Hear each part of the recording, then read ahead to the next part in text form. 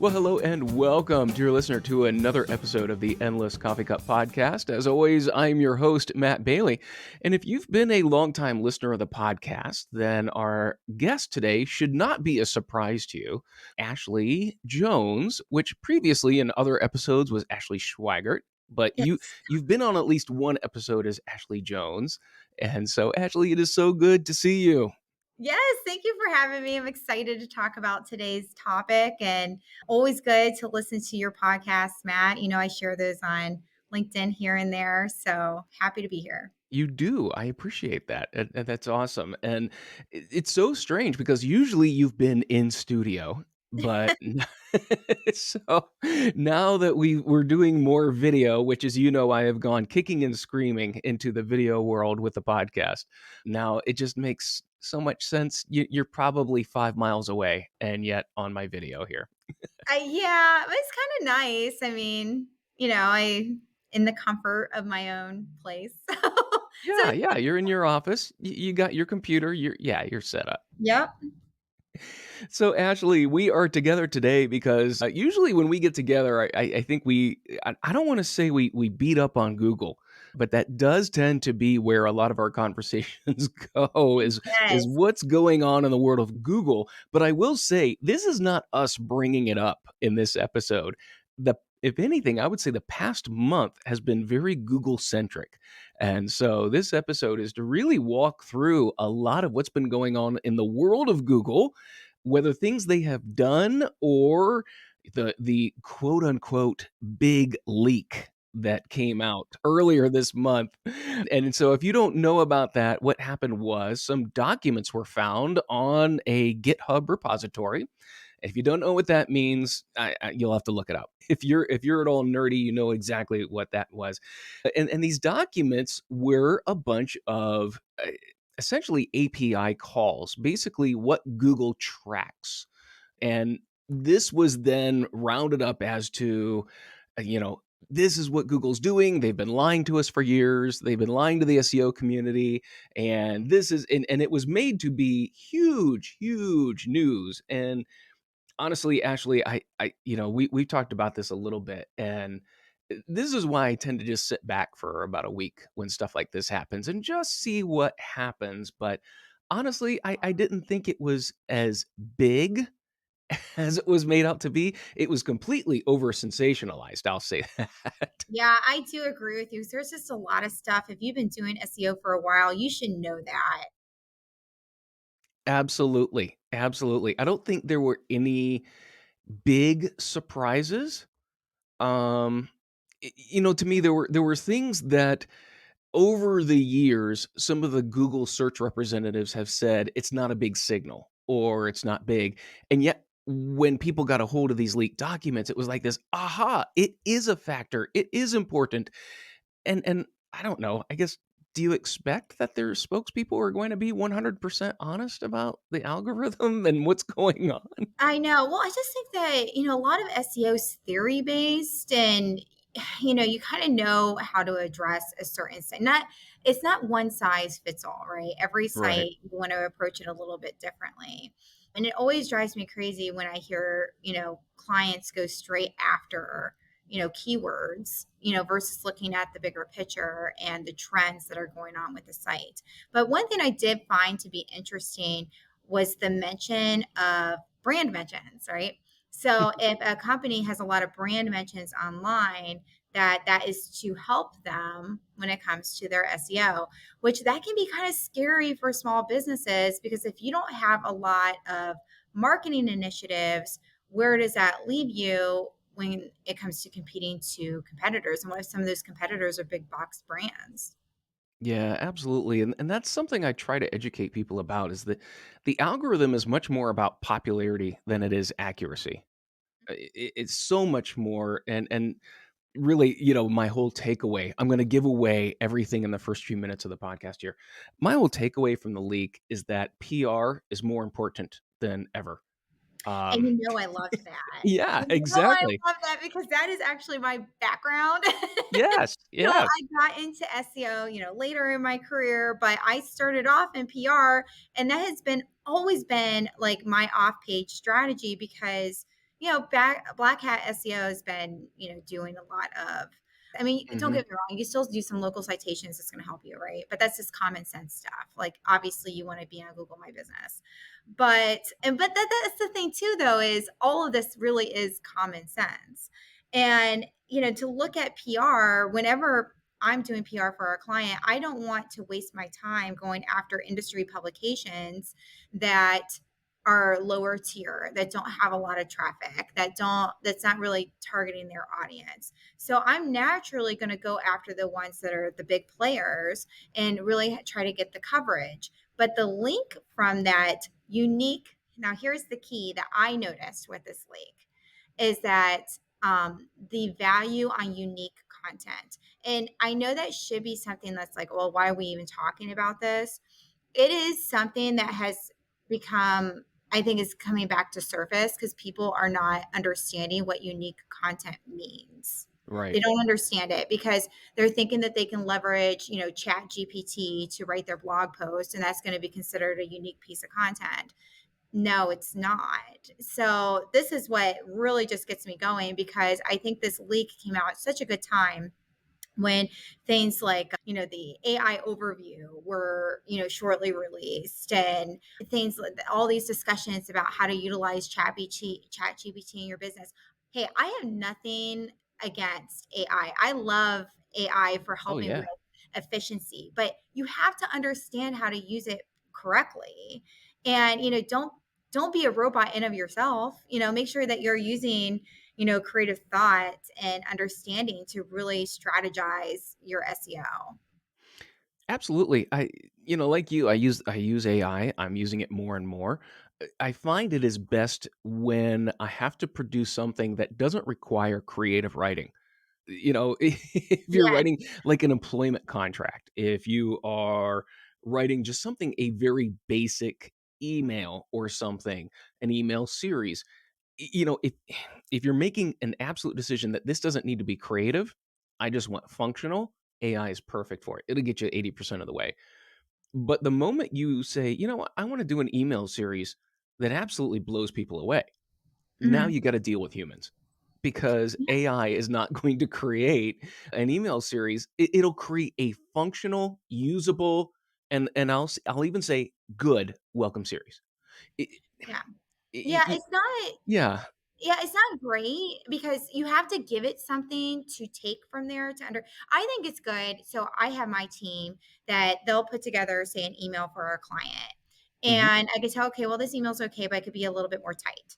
Or, maybe we need to make sure we have more bullets or we have some subtitles. So instead of them messing around with it too long, because we have to move on to the next thing, just put it in a chat GPT, say, hey, turn this into a marketing email, and it already has something to work with. And then you can take it, okay, is this where I want to go? What do I need to be deleted? You should never just take something from Chat GPT and use it Right. directly. And you should also never use it for research. I'm sorry, I am so against that, because it's taking all these sources online that's like, I think it only goes back, what, 1 year or 2 years. Hmm. So it's taking all these sources that are online to compile an answer. Those sources could be false sources. You don't know Hmm. the sources. So that's why you do want to look up the information yourself. You never wanted to just come up with something from scratch. Chat GPT is going to be as good as the prompts that you give it. Oh, absolutely. And that's where learning to prompt, whether you are putting in a lot of instructions prior to what you're doing or conversationally coaching it to get what you want. Mhm. Just taking that first output and running with it is Yeah. gonna get you into it's gonna cause a lot of problems. Well, Um that just happened where I was looking at, so I had a client that wanted to utilize Chat GPT to write all their blog posts, and like my mouth hit the floor because I'm thinking, what? Why would you do that? But I got handed a blog post, and I could tell instantly before doing any fact checking or anything like that, that it was Chat GPT or some Mhm, other type of AI tool, because it was very robotic sounding. mhm. That is not what Google wants. And it's just Right. like using keyword stuffing with SEO, right? That's very Mhm. robotic. It's not, you're not thinking about the user. So it's getting back to like that Google link. That Google link's all about usability, all about relating. It's common sense stuff. So that's why if you're going to use these tools to do a lot of your online writing, you're going to run into some. I know you had a podcast on this potential copyright infringement issues. You're Yeah. going to sound robotic. It's also not unique content, because unique content is content that has been thought about by the writer. It actually has, a thesis. It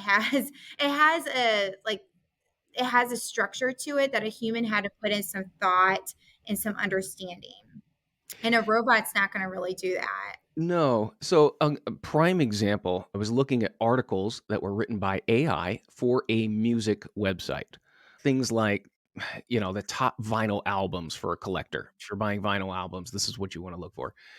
And even with prompting, even with, built by AI, it was a very basic article. Yeah. There wasn't any highlights, and compare that against a good writer, and a good writer is going to put something in there that is specifically unique about each of the albums, and it's going to be something that a machine would never say. Yeah. They're going to make a metaphor. They're going to explain what makes this so good in a way that a machine won't do. And that's what I like to try to explain to people, that when you're pulling from AI, like let's create like an index here, and I'm trying to get around my microphone so I'm in the camera. So let's create an index here, and up here is, no, everything here is what's in the language model that AI has been trained on. How much of that, if they pull it from the internet, how much of it is junk? So, Yeah. I know. I let's know. go up to about, 70%, and I'm being very, very nice. 70% of what's online is junk, and so that leaves you 30, and then you've got probably less than 10% that is incredibly well-written content, and then so that gives you a good 25 or more percent that would be average. And what AI is doing is it's reading all of that, and it's giving you an above average summary of existing content. But what it Mhm. won't do, what it will do, and we've seen this, it reinforces stereotypes. It goes with, I would say, the common accepted thought. Yeah. It's not gonna vary, it's not going to be contrarian, it's not going to provide a metaphor that grabs people, it's not going to create a play on words in a headline that's going to get people's interest. So all of those well done writing techniques that grab people's attention, that add that humanity to it, they're not gonna do, because it falls outside of the parameters Right. of what it has learned, because it is so unique. No, it's outside. It's gonna take the mean or the middle and push that together and make something out of it. Yeah. Well, and that's why too, I know something in the leak even mentioned outbound links. Mhm. So I think it was, you don't want to have a ton of them, I think it was. And actually that kind of makes sense to me, because you want to show it's your content. So, if you have all these links going back to all these sites, is it really your content, or are you just rewording it so it's on your site? So there's a couple of questions, and I was asked these a couple weeks ago. Actually, well, I was asked last week too, because of this leak. People were, a series of questions of how long should an article be? How many outlinks should you make? And my answer to all of that is as many as you need to. Hmm. How long should the article be? As long as it needs to be. Right. As soon as you start implementing formulas, you're going to lose. Yeah. That, does it require a 2,000 page article? Then write a 2,000 page article. Does it require a 5,000 page? Then write it. Are you citing other people? If so, then link to them. Are you, I know you know, whenever I'm reading like a blog post that, somebody on my team wrote, I better see a lot of root beer and not a lot of foam. I want to you're gonna see have the to root beer. explain I don't that to me want now. the foam. And yeah, See, like when you get pop and you get all the foam, it's such a letdown. okay, yeah, yeah. See, Oh, now that what you just did there is a great metaphor that AI would never do. right.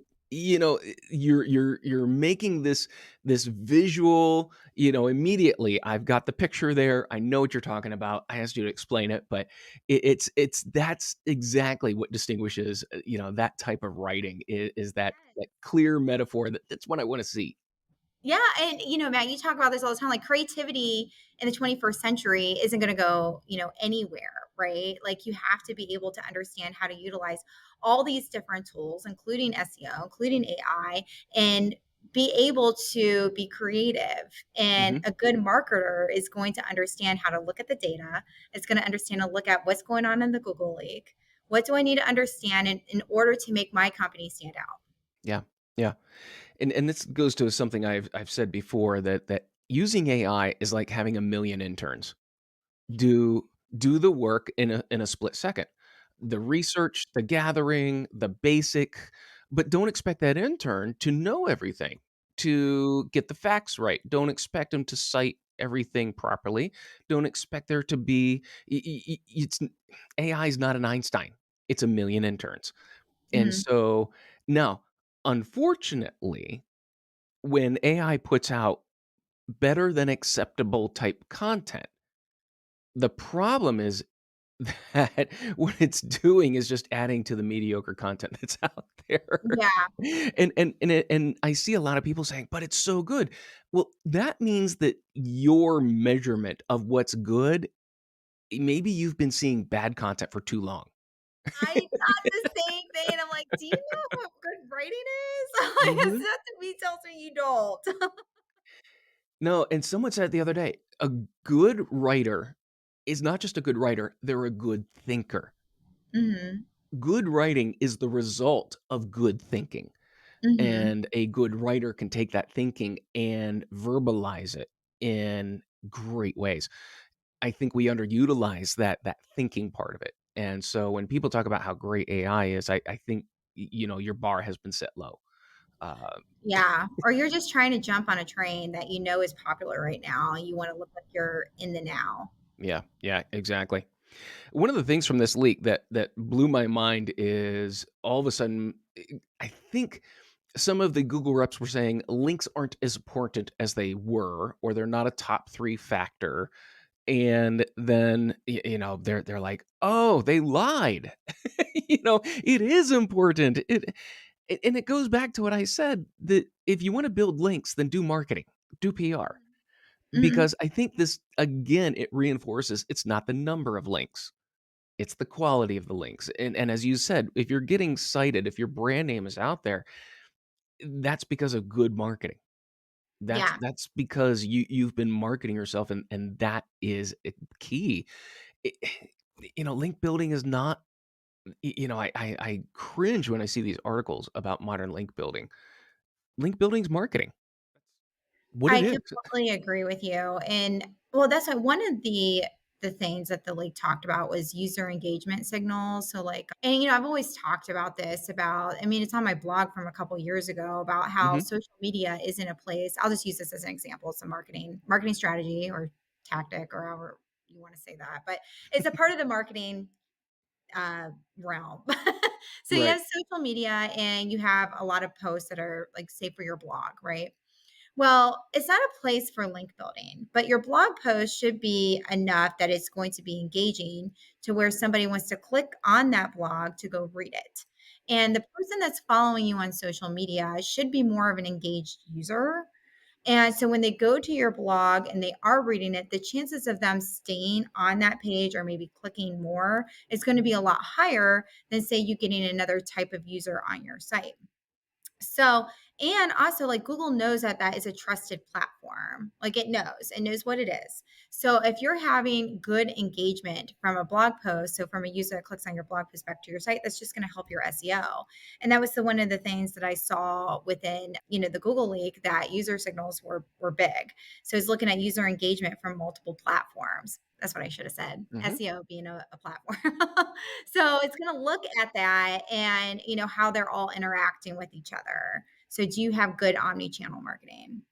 Well, not just that, I think it shows the importance of understanding human factors, Yeah. that what engages people on a page. And that goes a lot into understanding how markup works, but not just using markup, but how markup affects the eyes, the use of color, contrast, faces, Yeah. size, all those factors that enable people to quickly scan the content, find what they're looking for, engages them. We've talked about this before that if you have a 7 sentence paragraph and you have a series of paragraphs that big, it's just a wall of text and no one's going to read it.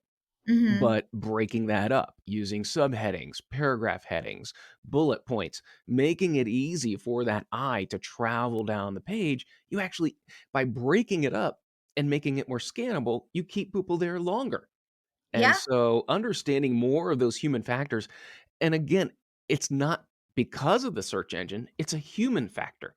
Hmm. It's what when you understand the neuroscience of it, when you understand the usability of it, you're doing it for people. And there's Yes. a natural benefit in the search engines and what they're watching on the page. This is there should be a balance between, taking those keywords and writing a nice blog post and making sure that because the keywords that you use, right, should answer a question that the user is looking for. So you're killing a couple birds with one stone. But you want to make sure that it also looks nice, right, on the page. So that gets into where your design could come in. So if Mhm. you're a larger company and you have your Marcom or your writer put that together, if you have a designer in place, that's a good place to use them. Have them break up your content on your site. That and I just dealt with this the other day, and I think anyone in SEO has dealt with this. Working with a company where one of their primary keywords they don't want to use because they use a different word, Oh my and god, yes, they I run into don't that.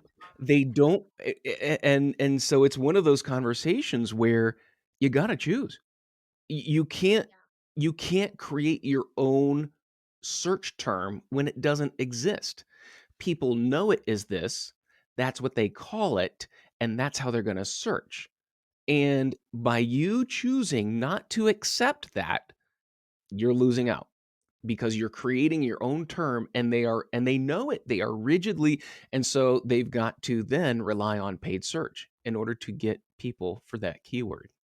Yeah. Yeah, I see that a lot, Matt. Something that's more, I guess, company culture Mhm, mhm. related. Yeah, and then you try to have that conversation and it can be hard. Like sometimes the client will buy into it and will do that and sometimes they don't. And unfortunately, yeah, the results do show. Well, and that even gets to I think I'm looking at a couple of the things here from the leak. I don't know who was saying that the page title wasn't important anymore. I don't even know anyone Yeah, like these who on-page did elements. say that. Yeah, and Yeah, that's the first thing a searcher sees is your page title in the Google I know results. why. I think I know why, because a lot of these on-page things that I've seen throughout the years, so like alt tags and they're like, "Oh, well, meta keywords aren't important and stuff anymore." Okay, yeah. Well, Google does prioritize certain things on a page, but it's still a robot. You want to help it to understand what your site is about. And I think it's because when somebody searches for something, like the title tag that you put in on the site and the meta description that you put on the site, that's not how it always shows up as Mhm, somebody searching for something. mhm. Those things that are behind the website are to help the robot to understand what your site is about. They're still Yeah, important. I will say lately, I have not put a whole lot I still do descriptions, even though Google has decided that they're gonna pull from the page because there are other search engines besides Google, and so I stay with those meta descriptions, but the page title is something I have always, always put so much thought into because, like I said, it's the first thing someone's going to read about your website in the search results. This is how you stand out. This is how you communicate. We have the content Yeah. you're searching for. So I thought it was interesting that was page titles still matter. Yeah, we knew It's that. it's because people like what you were saying, like the meta description. Like, people are like, well, Google doesn't put as much weight into that, so I don't have to do it. Well, you should still do it. Like Hmm. So it's like it may not be as important, but you should still do it. And in fact, what could happen later is that another leak comes out, and then you're like, "Oh, I should have done it because now it's important." So my thing is, it's like, why not do these things? It's like I don't have to brush my teeth, but I'm still going to do it. Well, and I You think that brings up the whole the context of the leak is that these were API calls. And so what it was a list of everything Google tracks. And I laughed about it because I know so many businesses, and I'm sure you do too. When they set up analytics, they track everything. And and we see this across the industry. People are tracking everything. But what are they measuring? What are they actually analyzing? Probably less than 5% of what they're tracking. So they're more concerned with tracking everything than analyzing, let's say, a fraction in order to solve a problem.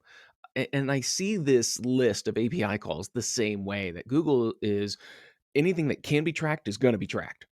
Yeah. And we're going to do that. Whether or not they're using it, there's no proof of what they're using it, and there's no proof of the prioritization, anything like that. And so, again, yeah, it's a leak. Eh, it doesn't change anything. Doesn't change anything I'm doing because if anything, it reinforces it's all about marketing.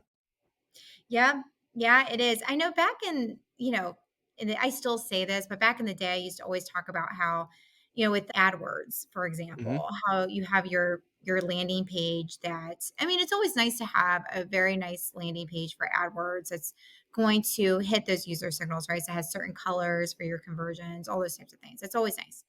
But what if I'm a company and I don't have those nice AdWords and those nice landing pages for my AdWords account and I have an e-commerce site?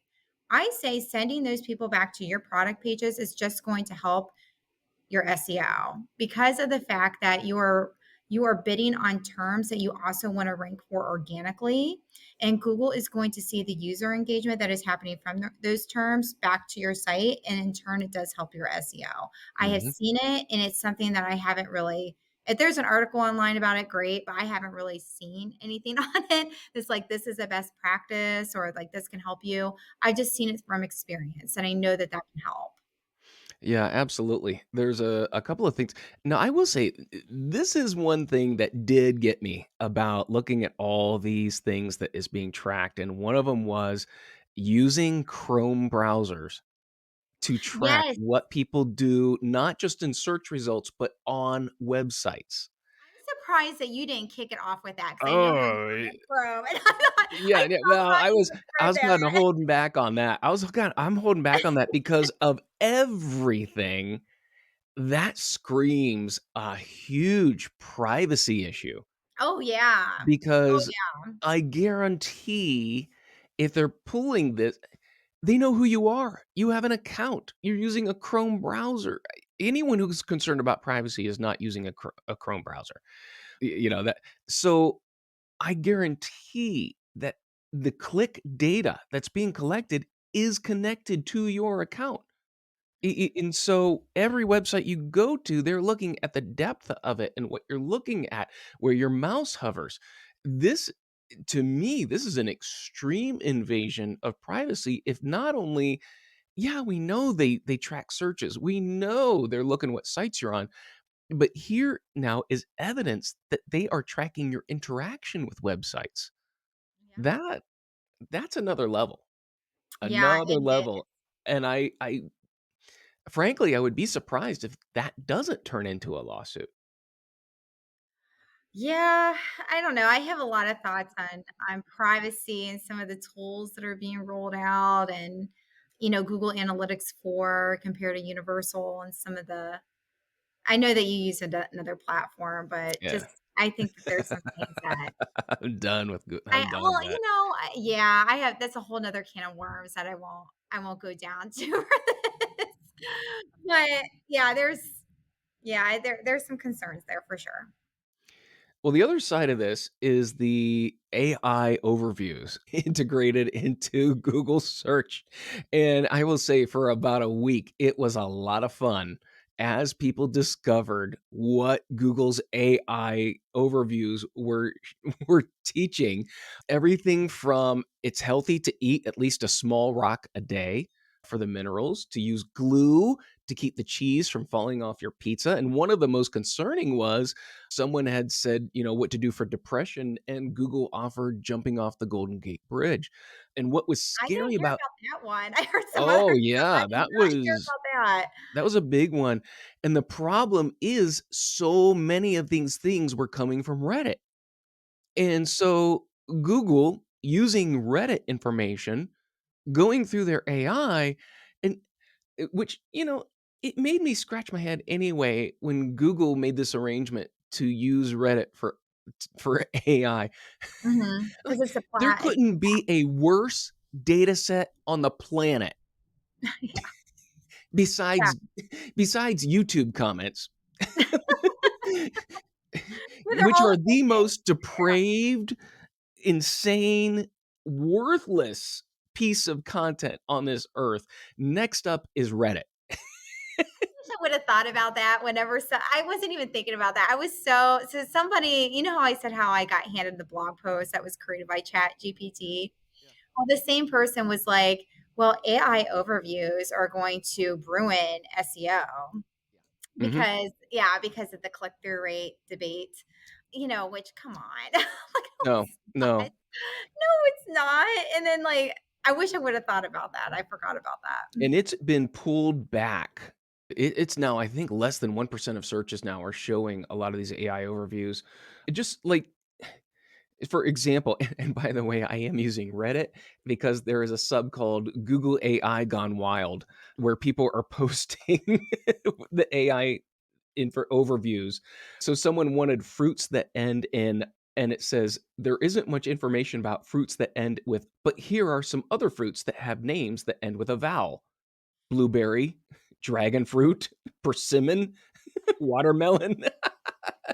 And so it's not just inaccurate, it's flat out wrong Yeah, in it is in in many of these, and it's just hilarious. I mean, it's comedy.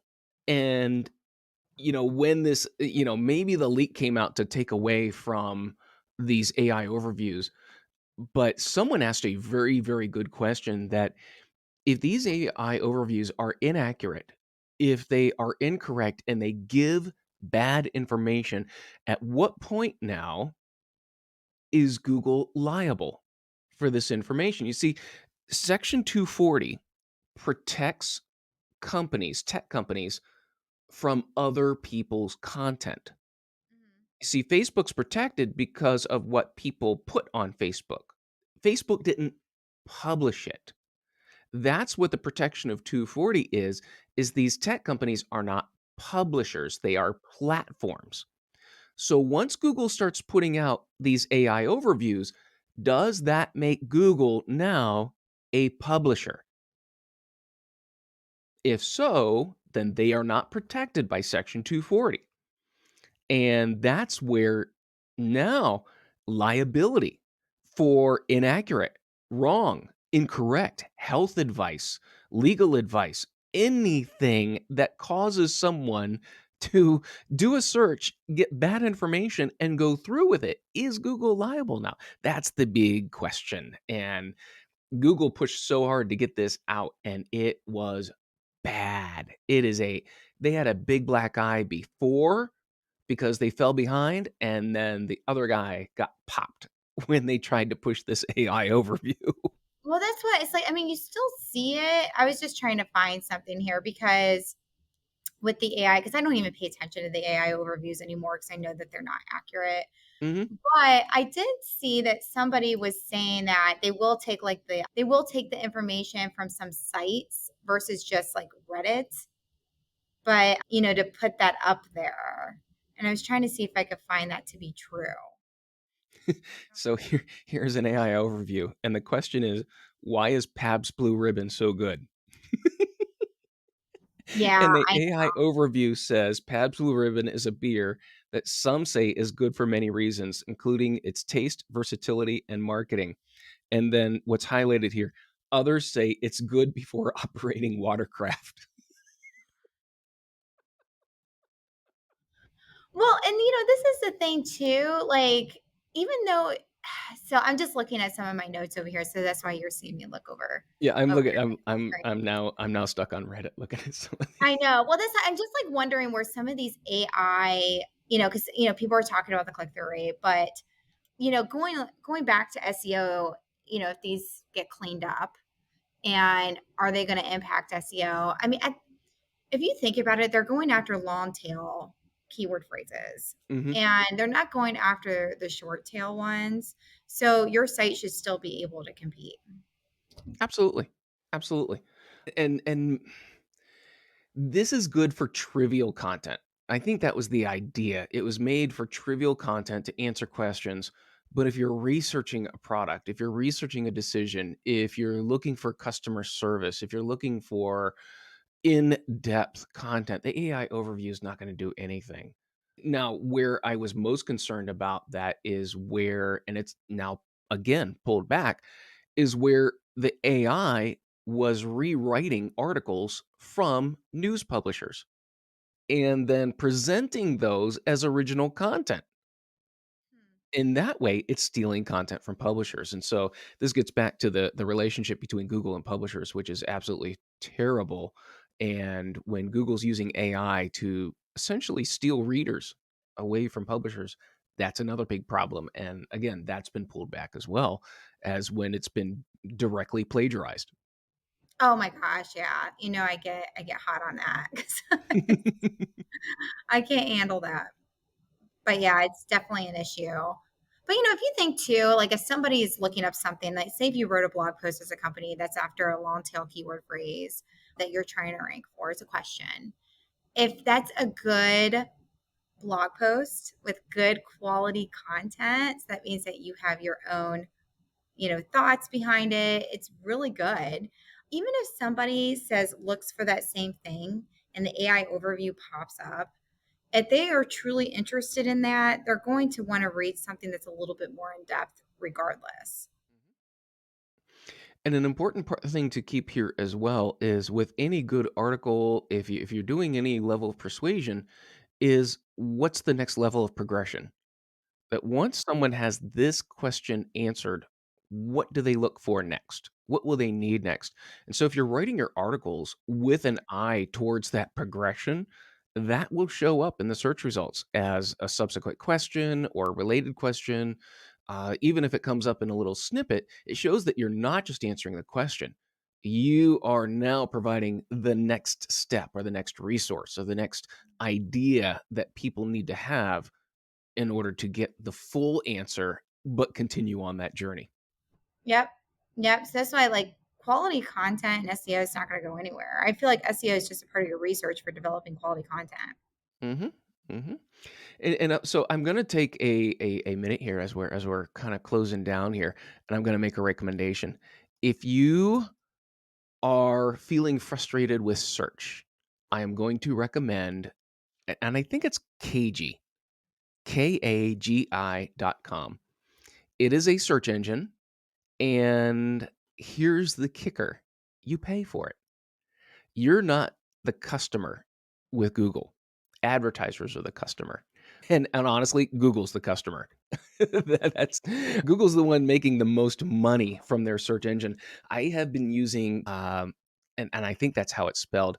You get an like 100 free searches to try it out. And if you like it, buy it. You pay for any other type of software that you use. And what I like about this is you are paying for good search results. They are fast. There's no ads. There's no tracking. It is privacy focused. You do have to register and pay, but where does the money go? It goes for servers. It goes for algorithms. It goes for technology. It goes to provide the service like any other paid software.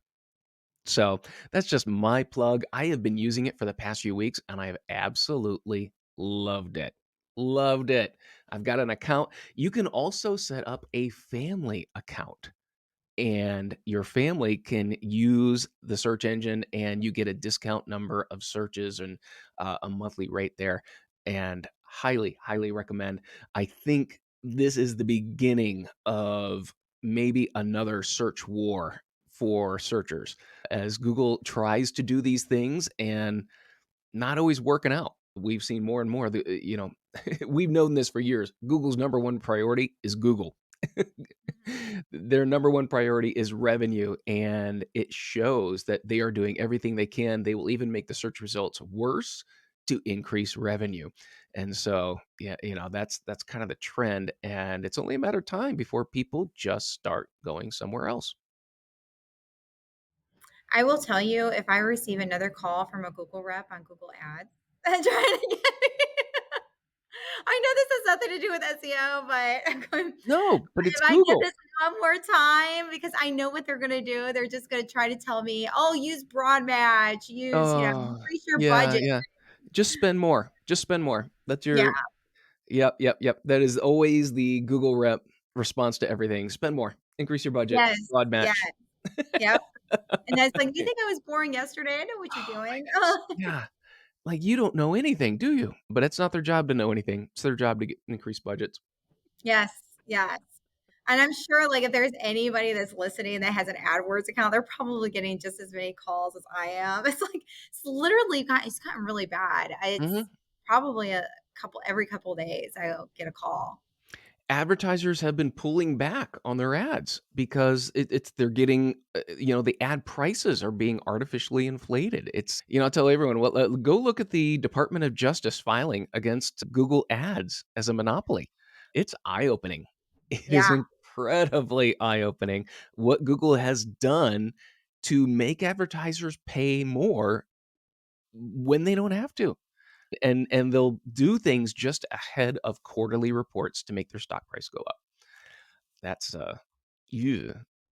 Yeah, that's a little Which that's again, they announced the whole AI overviews just ahead of quarterly reports, so they could say, "We're using AI in search results," and if you look at their stock price, it went up because that they were using the AI in search results, even though it wasn't ready.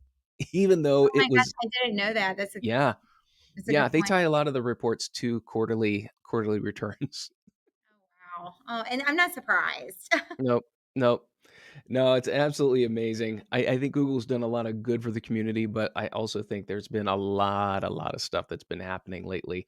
Both SEOs and businesses. When they see traffic go down, when they see results suffer, it, that's what got Google the big crowds to begin with. Is it was fast, accurate results, better than Mhm, everybody else, and mhm. people ran to it. So I very few people I think are dedicated to the Google brand. Yeah. Yeah, I know. I'm still on here because I have to be, but I understand. Absolutely. Well, Ashley, it has been a lot of fun talking with you. I look forward to a couple more conversations we're talking about here and getting into the pipeline. And so, as always, it is so much fun having you on and again, getting to reconnect and talk with you here on the Endless Coffee Cup. Yes, thank you again. It's been awesome. And thank you, dear listener, for joining us for a great conversation. And I hope to see you next time on the Endless Coffee Cup podcast.